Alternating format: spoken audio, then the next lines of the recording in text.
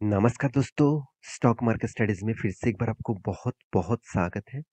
तो आज यहाँ पे मैं बात करूँगा एक टेलीकॉम सेक्टर के बारे में, एक टेलीकॉम इंडस्ट्रीज़ के बारे में, जो देखा जाए तो इंडिया के अभी फ़िलहाल के लिए देखा जाए तो नंबर 1 पोज़ीशन में है। आप कहेंगे सर नंबर 1 पोज़ीशन में तो अभी देखा जाए तो रिलायंस जियो है, तो क्या उसी के बारे में डिस्कस करेंगे? बिल्कुल भी नहीं, क्योंकि रिलायंस जियो अभी तक स्टॉक मार्केट के ऊपर लिस्टिंग नहीं हुआ है। तो लिस्टिंग हुआ है कौन-सा कंपनी? वो है एक है देखा जाए तो भारती एयरटेल, साथ ही साथ दूसरा है आप देखेंगे तो वोडाफ़ोन आइडिया। तो इस दोनों कंपनी से आज जिस कंपनी के बारे में डिस्कस करूँगा, वो है भारती एयरटेल। तो भारती एयरटेल के बारे में बात करूँगा क्योंकि इंडिया के नंबर 1 कंपनी है स्टॉक मार्केट में अभी आपको फ़िलहाल के लिए अगर आप कहेंगे सर कोई भी स्टॉक में टेलीकॉम सेक्टर से उठाना चाहता हूँ, तो आपके लिए अपॉर्च्युनिटी एक ही कंपनी के ऊपर मिलेगा, वो है भारती एयरटेल। क्योंकि वोडाफ़ोन आइडिया का हालत जो है, वोडाफ़ोन आइडिया का जो अभी फ़िलहाल का जो सिनेरियो है, वो देखकर आपको लगेगा कि चलो मुझे इस कंपनी से ही पैसा बनेगा। अगर आपको इस ये सोचकर आप निवेश करेंगे, तो आप बहुत बड़ा गलती कर रहे हैं। क्योंकि कंपनी का हालत बहुत ख़राब है। इसके ऊपर मैं बहुत सारे डिटेल्स वीडियो आपके सामने डिस्कस कर चुका हूँ। उस डिस्कशन से ही आपको पता चल गया कि कंपनी कौन-सा जगह पे है और फ्यूचर में कौन-सा जगह पे जा सकते हैं। तो मैं आज डायरेक्ट आपको भारती एयरटेल के बारे में बात करूँगा क्योंकि इंडिया के सबसे पहला जो 5G मार्केट में लॉन्च कर चुके हैं वो है भारती एयरटेल। तो आप सभी जानते हैं दिवाली में 5 जगह पे रिलायंस जियो ने मतलब 5G लॉन्च किया है। उससे पहले ही भारती एयरटेल ने मतलब 10 से भी ज़्यादा जगह पे 5G लॉन्च कर चुके हैं और जिस तरीके से तेज़ी से भारती एयरटेल काम कर रहा है, मेरे हिसाब से 2023 में ही मार्केट को कैप्चर करेगा और बहुत अच्छी तरीके से मार्केट को बिजनेस को फैला के रखेंगे। तो भारती एयरटेल एक स्ट्रॉन्ग टेलीकॉम सेक्टर है, फिर भी टेलीकॉम सेक्टर में बहुत सारे इश्यूज आती है और सबसे बड़ा प्रॉब्लम्स क्या है टेलीकॉम सेक्टर में वो है टावर्स के। देखिए सबसे ज़्यादा एक्सपेंस अगर कंपनीज के होते हैं वो है नेटवर्क के जो टावर्स होते हैं उसकी और मेंटेनेंस का। क्योंकि देखिए टेलीकॉम इंडस्ट्रीज़ को मेंटेनेंस कॉस्ट सबसे ज़्यादा आते हैं। तो कंपनी का कितना खर्चा होते हैं, कंपनी का उस खर्चे से कितना इनकम होते हैं, वो सारी चीज़ मैं आज डिस्कस करूँगा। तो वीडियो को पूरा देखिए और अभी तक आपने इस चैनल को सब्सक्राइब नहीं किया, तो ज़रूर सब्सक्राइब कर लेना। नीचे सारे लिंक बटन है, उसको जाकर क्लिक कर लेना और हाँ, टेलीग्राम को जॉइन कर सकते हैं। ये आपकी मर्ज़ी क्योंकि आप इनकम करना चाहते हैं तो आपको टेलीग्राम जॉइन करना पड़ेगा। आप डेली बेसिस प्रॉफिटेबल कॉल वहाँ से आपको मिलेगा ही मिलेगा। तो चलो देख लेते हैं आज के स्टॉक के डिटेल्स के बारे में। तो सबसे पहले मैं कंपनीज के क्वार्टर का जो रिजल्ट पब्लिश किया भारती एयरटेल का उसी के बारे में डिस्कस करूंगा। कंपनी 89% का प्रॉफिट जम किया, 89% का। तो सोचिए कंपनी में कितना शानदार एक रैली मोमेंटम देखने को मिला। तो जो रैली मोमेंटम हुआ तो वो कितना खास है, कितना खास रहेगा। तो चलो उसी के ऊपर डिस्कस कर लेता हूँ। सबसे पहले कंपनी का इनकम। तो इनकम के बारे में बात करें तो कंपनी का जो इनकम हुआ तो मैं बता दूं यहाँ पे जो फर्स्ट कॉलम है वो क्वार्टर टू का रिजल्ट, सेकंड जो कॉलम है वो क्वार्टर वन का रिजल्ट, थर्ड जो कॉलम है वो क्वार्टर टू का रिजल्ट। तो यहाँ पे जो खासियत देखने को मिला, यहाँ पे जो रिजल्ट देखने को मिला वो टोटली इस बार का रिजल्ट में फर्स्ट कॉलम में दिखाऊंगा। और पहली बात कंपनी मिलियन में यहाँ पे रिजल्ट पब्लिश किया। तो मिलियन में हो करोड़ में हो आपको मैं कन्वर्ट कर दूंगा करोड़ों में, सिर्फ आप फिगर देख लेना। तो टोटल इनकम, तो टोटल इनकम के बारे में बात करूँ तो कंपनी का जो इनकम हुआ 3,47,000। मैं आपको एक ओवरव्यू दे रहा हूँ, पूरा फिगर आप यहाँ पे वीडियो को पॉज करके देख सकते हैं। तो पिछले बार कितना था 3,29,000, 3,30,000 बोल सकते हैं। पिछले साल में था 2,84,000। इसका मतलब ईयर ऑफ ईयर कितना शानदार जंप हुआ है आप देख सकते हैं। क्वार्टर क्वार्टर बेसिस भी कंपनी का इनकम ग्रोथ हुआ। अभी कंपनी का एक्सपेंस के बारे में बात करूँ तो एक्सपेंस में कंपनी का एक्सपेंस हुआ 1,69,000। पिछले बार था 1,62,000। पिछले साल में था 1,45,000।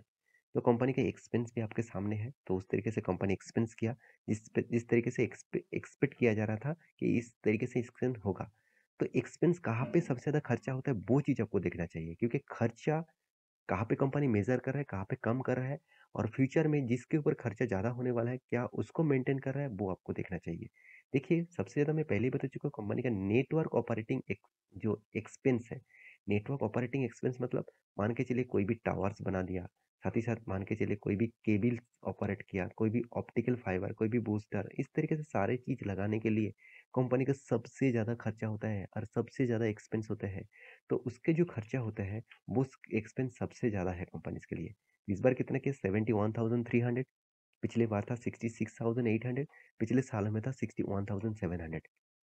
इसका मतलब कंपनी का जो एक्सपेंस है, वो कंपनी कंट्रोल में नहीं कर पा रहा है, क्योंकि कंपनी में सबसे ज़्यादा एक्सपेंस नेटवर्क ऑपरेटिंग एक्सपेंस के ऊपर, क्योंकि इसको ऑपरेट करने के लिए कंपनीज को जितने सारे टावर्स कंपनी बढ़ा रहा है अलग अलग जगह पे नेटवर्क बढ़ाने के लिए, तो उसके लिए कॉस्टिंग दिन के दिन बढ़ते जा रहे हैं। हाँ, कॉस्टिंग कम कब होगा?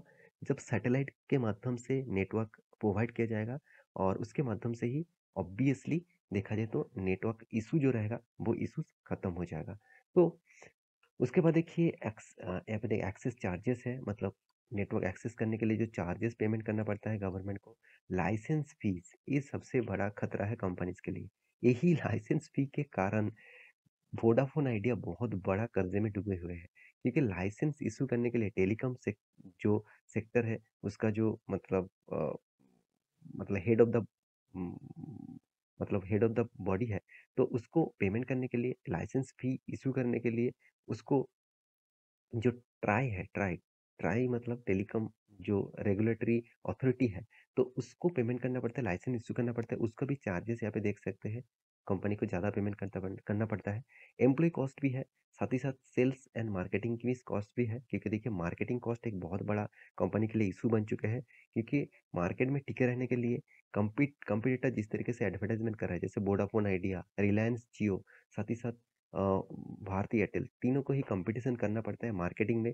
तो इसके लिए बहुत ज़्यादा एक्सपेंस होते हैं, क्योंकि आप सभी जानते हैं टेलीविज़न में, मोबाइल्स में जितने सारे एडवर्टाइजमेंट आते हैं, टेलीकॉम इंडस्ट्रीज़ में ज़्यादा से ज़्यादा भारती एयरटेल का ही एडवर्टाइजमेंट आपको देखने को मिलेगा।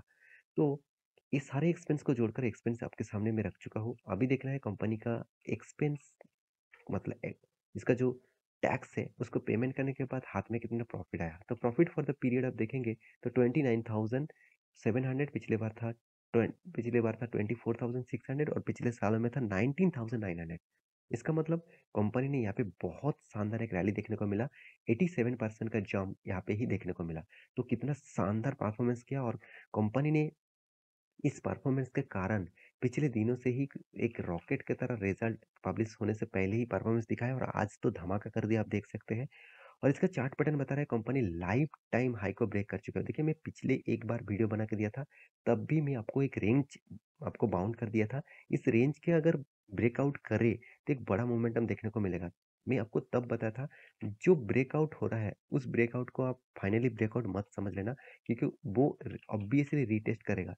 देखिए ऑब्वियसली रीटेस्ट किया, और रीटेस्ट के बाद जो ब्रेकआउट हुआ, ये बहुत स्ट्रॉन्ग ब्रेकआउट है।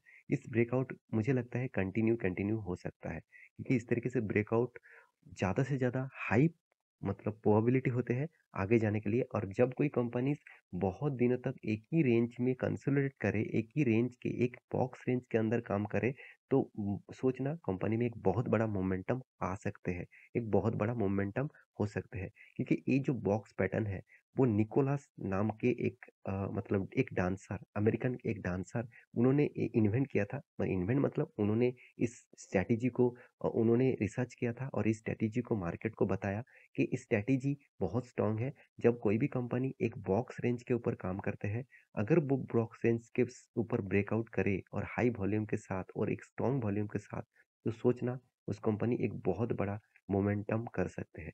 देखिए यहाँ पे हाई पॉसिबिलिटी तो नहीं है, ठीक है, कोई भी स्ट्रैटेजीज 100% मतलब एक्यूरेट नहीं हो सकता।